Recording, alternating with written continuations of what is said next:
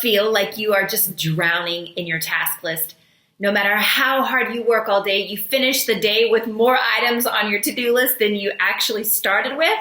So today I'm going to give you my top 5 time management hacks to slay your task list and get more done in less time.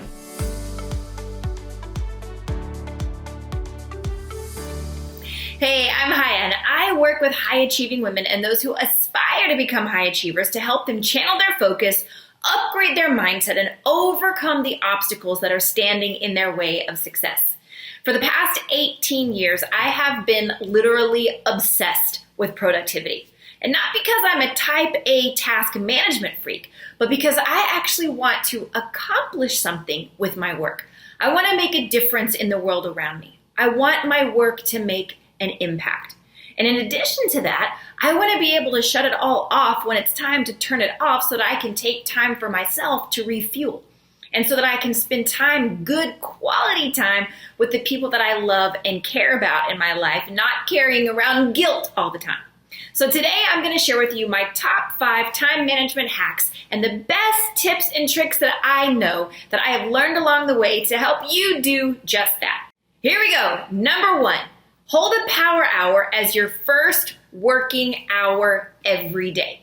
And please do not do any sort of reactionary work until your daily power hour is done. So what's a daily power hour? It is 1 hour of focus time where you are totally cranking in the zone with no interruptions, and you are knocking out those most important things that need to be done today. So when I'm saying no sort of reactionary work until your daily power hour is done, I'm talking about phone, email, social media. Please remember, the moment you answer your phone or you pick up the phone and you open any of those apps, you are slipping into reactionary mode, because the moment you answer the phone, you're reacting to the other person's agenda. The moment you open social media, you are getting bombarded with all sorts of things that are going to pull you off task. The moment you open email, it's the same thing. You're reacting to whatever urgent things people have sent through to you. So I'm not saying ignore them all day.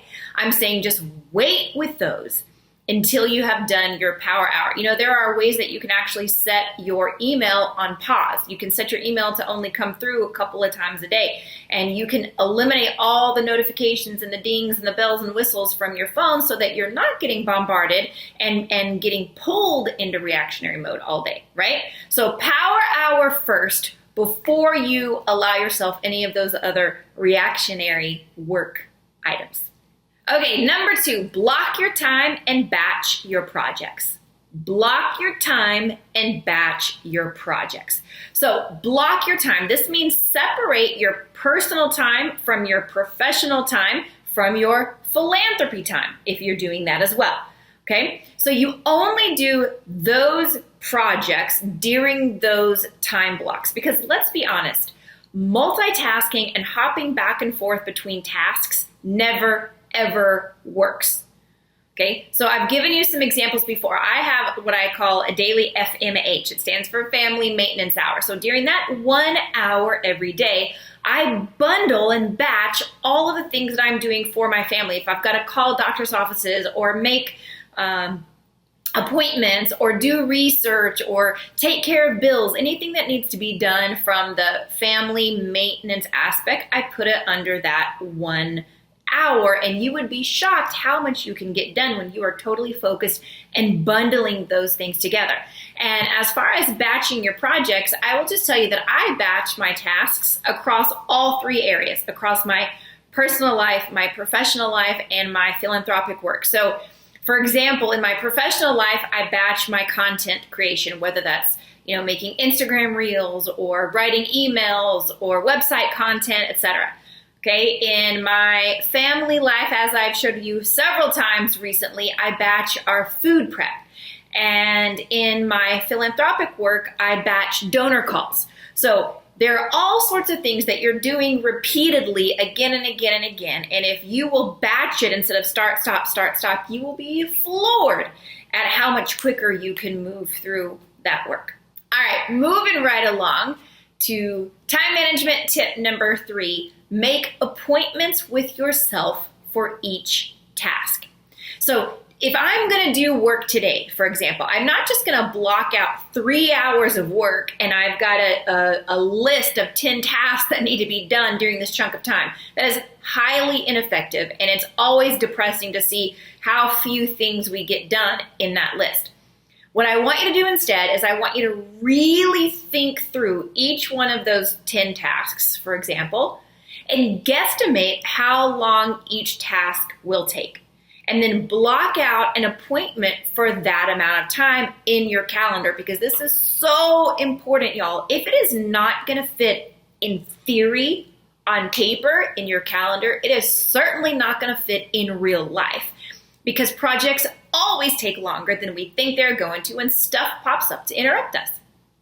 So if you are going to force yourself to guesstimate how long each project will take you, you find a time and you block it out in your calendar and you hold yourself accountable to that time.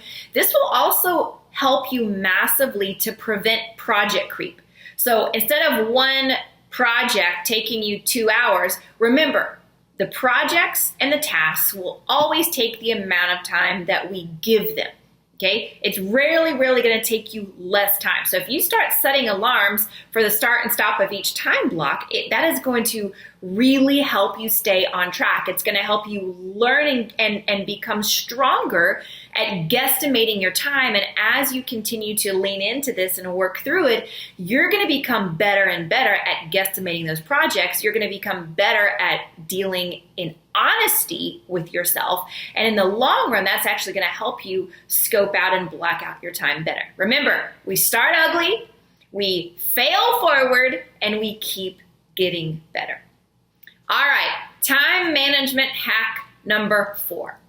Schedule a buffer hour as the last working hour of each day. This is something I've been doing for the past year or so, and I've got to tell you, it has made a huge difference in my life. So schedule a buffer hour, if at all possible, as the last working hour of every day. In this hour, you have no meetings. It is only quiet working time with you and you alone. And set an alarm to go off, and so that you know you've got exactly 1 hour left. So let's say I'm finished work at 6 o'clock every evening. So at 5 o'clock, an alarm would go off. Maybe I set it on my phone or somewhere else, and it's going to remind me this is your buffer hour. This is your focus zone. So immediately when that alarm goes off and I know, okay, this is my last hour, then what I'm going to do immediately is I'm going to check my task list and I'm going to refocus on the most important task. You know, if the day blew up and not everything got done, so I'm going to look at my task list again and say, okay, I got 60 minutes left. What is the most important thing that I need to cross off my list or wrap up or finish off today? Okay, maybe it's important emails to respond to. Maybe it's I've got a couple of reports I need to analyze, or maybe I've got content to create. Whatever it is, okay? If you will crank for one solid, focused, uninterrupted hour, you will shock yourself at what you can get done. Last but not least, number 5, conduct an evening review at the end of each day. I recommend you block out about 20 minutes for this. So once you've done, let's say, for example, you finished with your buffer hour. Now you're ready to wrap up and get ready to shut everything down for the night. Maybe you do it immediately after your buffer zone, or you might do it later on in the evening as you're, getting ready to mentally shut down and put everything to bed until tomorrow. Either way is perfectly fine. I have done it both ways myself, and they both work.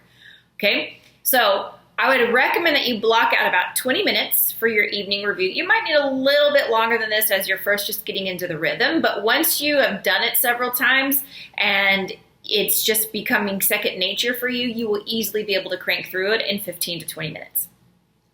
So during this evening review, you will review what got done and what didn't get done, what went well, what didn't go so well. And your objective during the evening review is to get to a task list 0.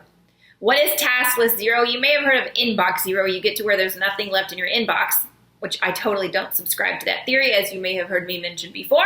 However, I do subscribe to what I call task list 0. And the objective there is that I get to where there are 0 things left on my task list for today by the end of the day. Now, it doesn't mean that I necessarily finished everything, because real life always happens.